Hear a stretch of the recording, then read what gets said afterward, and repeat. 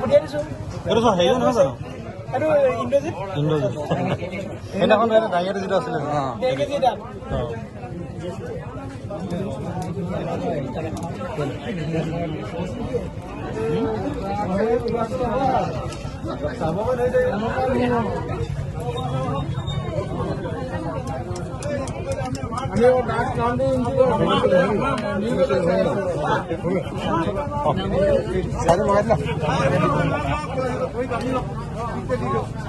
Video কৰি আছো বেয়া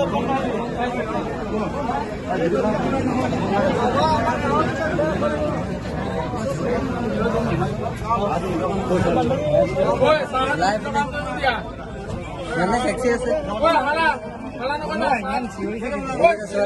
কাম কৰে বুলি কোনোবাই ছাৰ ভবাই নাছিলো কাম কৰিব দিয়া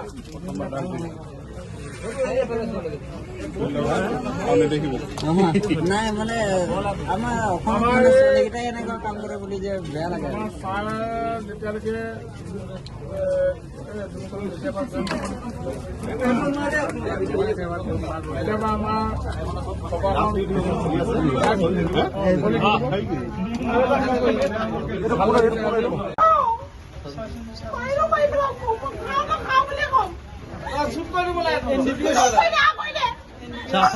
অলপ চাইড অলপ চাইড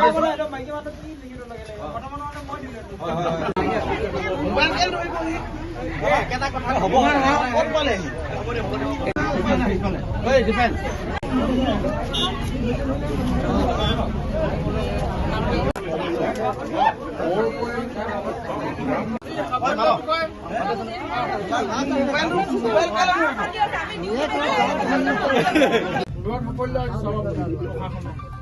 ভাল লাগিছে কিমান মান ওলাই গৈছে ওলাই গৈছে আমাৰ এনেকুৱা মানে দেখা নাছিলো ছাৰ অহাৰ পৰা আমি দেখিছো ডাক বিৰোধীত আমাৰ বহুত সাফল্য হৈছে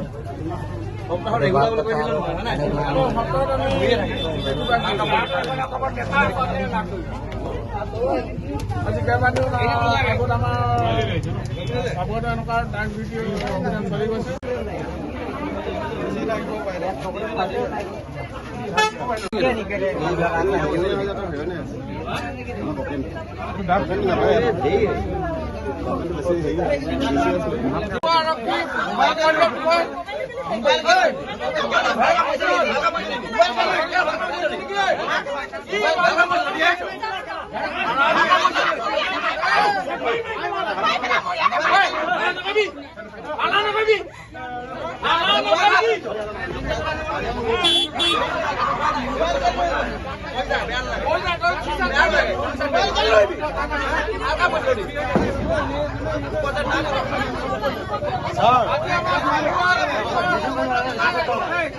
সময় নাই আপুনি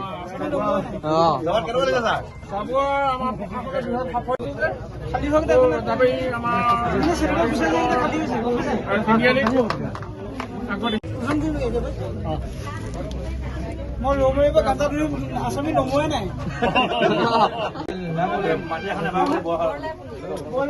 বৰলাই ফুলি ঐ হেৰি চলা না নামকেইটা সুধিলো নামকেইটা সোধাই নাই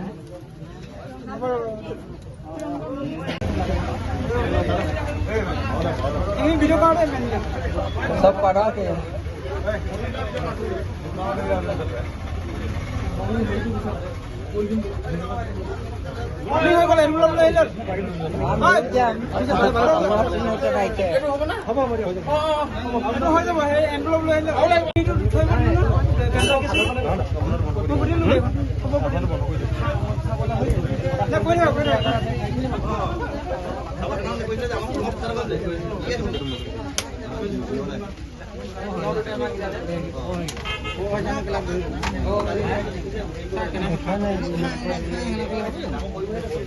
এই ক্ষেত্ৰত আমি প্ৰথমেই চাবুৱা আৰক্ষী বিষয়া মহোদয়ক আমি ধন্যবাদ জ্ঞাপন কৰিছোঁ।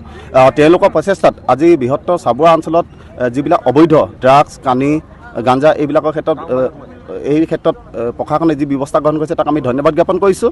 আৰু আজি এই ৰজাবাৰী পলুঙা যি তিনিআলিত দুগৰাকী যুৱতীয়ে মাৰাত্মক ড্ৰাগছ লৈ তেওঁলোকে ব্যৱসায়ৰ কাৰণে আজি আহি ইয়াত উপস্থিত হৈছিলেহি। আমাৰ এটা সজাগ দিলে তেওঁলোকক পিছ খেদি আজি এই স্থানত তেওঁলোকক কৰায়ত্ব কৰিবলৈ আজি সক্ষম হৈছে। গতিকে আমাৰ সতীৰ্থসকলে মটৰ নেতা সতীৰ্থসকলক মই প্ৰথমে ধন্যবাদ জ্ঞাপন কৰিছোঁ।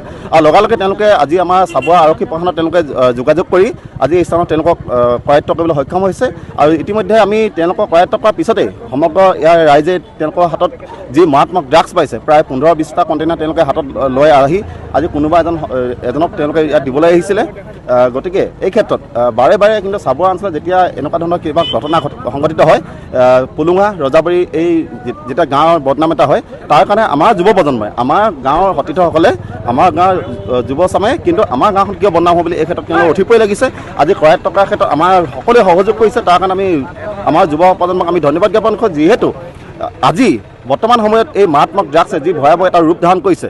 গতিকে আজি এই বৃহত্তৰ চাবুৱা অঞ্চলত এনেধৰণৰ যি বাৰ্তামান আছে এই বাৰ্তামানত কিন্তু চৰকাৰে যি আমাৰ প্ৰশাসনে যি সহযোগিতা আগবঢ়াইছে তাক আমি ধন্যবাদ জ্ঞাপন কৰিছোঁ। আগন্তুক দিনত এনেকুৱা ধৰণৰ যদি ঘটনা আৰু ঘটে তেন্তে আমি আৰু উঠি পৰি লাগিম আৰু আমি প্ৰশাসনক সহায় কৰিম বুলি আমি ইয়াৰ পৰা আপোনালোকক সংবাদ মাধ্যমৰ যোগেদি আমি সকলোকে জনাইছোঁ। ধন্যবাদ।